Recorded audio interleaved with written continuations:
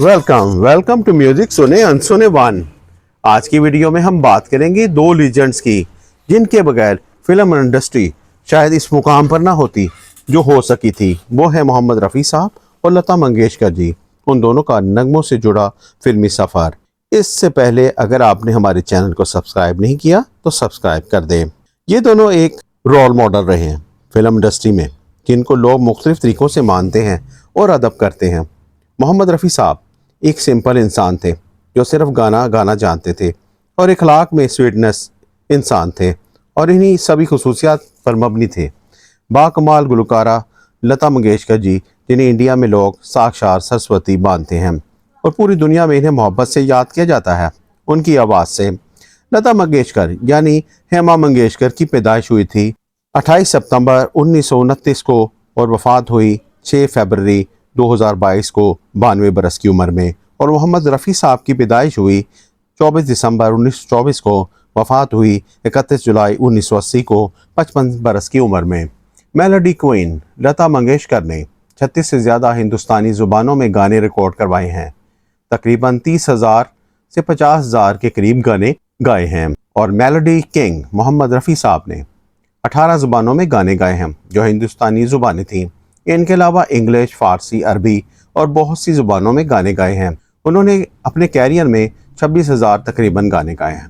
दोनों ने साथ में तकरीबन 400 से ज़्यादा डुएट्स गाने गाए हैं जो तकरीबन ज़्यादातर कामयाब ही रहे थे, जैसे जो वादा किया वो निभाना पड़ेगा, आजा तेरी याद आई, मेरे मितवा मेरे मीत रे, दिल तेरा दीवाना है सनम, तुम्हारी नज़र क्यों खफा हो गई, तेरी दुनिया से दूर होके चले मजबूर, तेरी बिंदिया रे, चलो दिलदार चलो, चांद के पार चलो, वादा कर ले साजना, मुझे तेरी मोहब्बत का सहारा मिल गया होता, डफली वाले डफली बजा।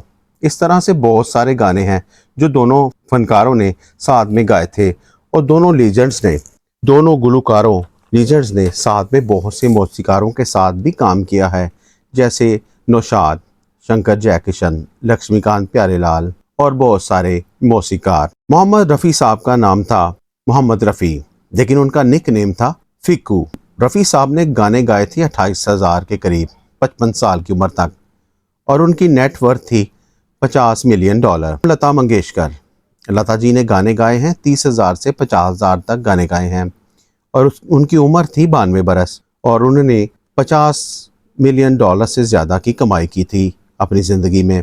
मोहम्मद रफ़ी साहब ने कभी किसी के साथ कभी बुरा नहीं किया था, हमेशा मुस्कुराते हुए सबका साथ दिया करते थे। वो लता जी के साथ भी ऐसे ही थे, मगर एक दफ़ा जब रियलिटी के इशू पर दोनों के दरमियान बिगड़ गई थी। हालांकि रफ़ी साहब बिल्कुल सही थे, सादा इंसान थे, रियलिटी को अहमियत ना देते थे और कह दिया मैं लता के साथ काम नहीं करूँगा और लता जी ने भी यही कह दिया मैं भी नहीं काम करूँगी और ये जंग ख़त्म भी हुई थी और दोनों ने दोबारा 3 साल बाद गाना गाना शुरू कर दिया था। रफ़ी साहब के साथ कोई प्रोपेगेंडा होने लगा था, मौसीकारों की तरफ से भी और दूसरे लोगों की तरफ से भी, मगर रफ़ी साहब एक लाइन की तरह डटे रहे और क्या कमबैक दिया था रफ़ी साहब ने फिल्म इंडस्ट्री में। रियलिटी एक बहुत अच्छी चीज़ थी, मगर रफ़ी साहब सादा इंसान थे, पैसे को कभी अहमियत ना देते थे, अपने काम को काम समझते थे। ये सब बातें लता जी ने बताई थी कि रफ़ी साहब एक प्यारे इंसान थे। लोगों ने प्रोपेगेंडा किया था। लता जी ने बताया कि मेरा रफ़ी साहब से कोई लड़ाई ना थी, रफ़ी साहब भगवान के आदमी थे। रफ़ी साहब ने अपने प्लेबैक सिंगिंग कैरियर में बहुत से अवार्ड जीते हैं। फिल्म फेयर अवार्ड 6 जीते हैं और नेशनल अवार्ड 1967 में 1 जीता है और बंगाल फिल्म अवार्ड 3 जीते हैं और सो सिंगर अवार्ड 1 जीता और ऑनर्स में 4 अवार्ड। नॉमिनेशंस टोटल 15 थी और विन्स भी उन्होंने 15 ही किए थी। और लता जी के बारे में बताते हैं कि लता जी ने जो अवार्ड्स हासिल किए उनमें फिल्म फेयर अवार्ड 7 विन किए, नेशनल अवार्ड 4 विन किए, बंगाल फिल्म अवार्ड 14 यानी कि 14, Maharashtra state award 5, IIFA 2, screen awards 2, जी सिने अवार्ड्स 1, मिर्ची म्यूजिक 1, यानी कि उन्होंने 82 अवार्ड्स हासिल किए और नॉमिनेशंस 99 थी। लता जी और रफ़ी साहब दोनों गुलकारों ने फिल्म इंडस्ट्री को बेहतरीन गाने दिए और इंडस्ट्री को बेस्ट फिल्म इंडस्ट्री बनाया। रफ़ी साहब का दुनिया से जाना एक बहुत बड़ा धचका था फिल्म इंडस्ट्री को, मगर जो वो दे गए वही काफ़ी रहा। ये थी आज की वीडियो।